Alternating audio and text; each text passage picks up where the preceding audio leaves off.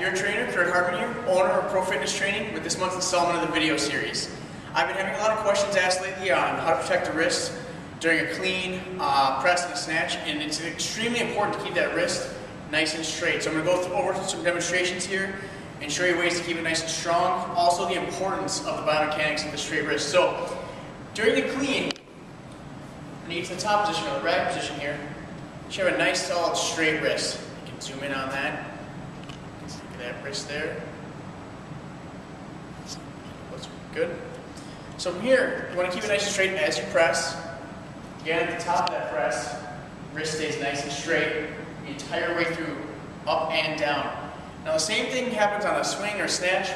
When I'm here, I'm going to keep that wrist nice and straight, and as I do my punch through, my wrist stays straight the entire time, working on that timing. All the way up. That way, I'm not slamming my wrist. If I let that wrist bend, that's where the weight will come back and slam you on the wrist. After a while, it'll start to bruise you up and it's not going to feel good. You always want to make sure you maintain that nice straight wrist.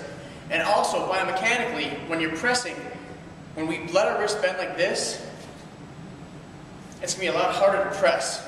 This tells our brain that this joint is not safe. Anyone who's done an intro lesson with me on kettlebells, you've gone over this, you must keep it straight.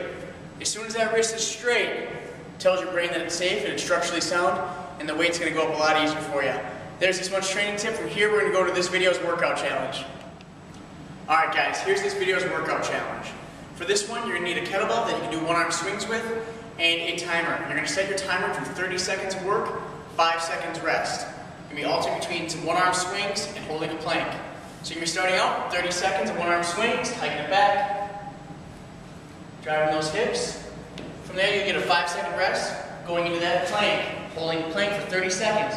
Now when you're holding the plank, make sure your elbows line up right under your shoulders, keeping your body in a nice flat line here, holding the stomach nice and tight. Again, you get a 5-second rest, popping up, go to that other arm, driving those hips there. 30 seconds, 5-second rest, going right back to that plank. You're going to alternate back and forth, doing each arm and 2 sets of planks counts as 1 round. You're going to be doing 6 rounds. Now I know it's a new year, we're going to be kicking it off right here. I got a few time slots open for some personal training, one-on-one sessions. And if you haven't been in the group classes, get in here. I know you got those goals you want to work on. The time is now. Look forward to hearing from you. Thanks.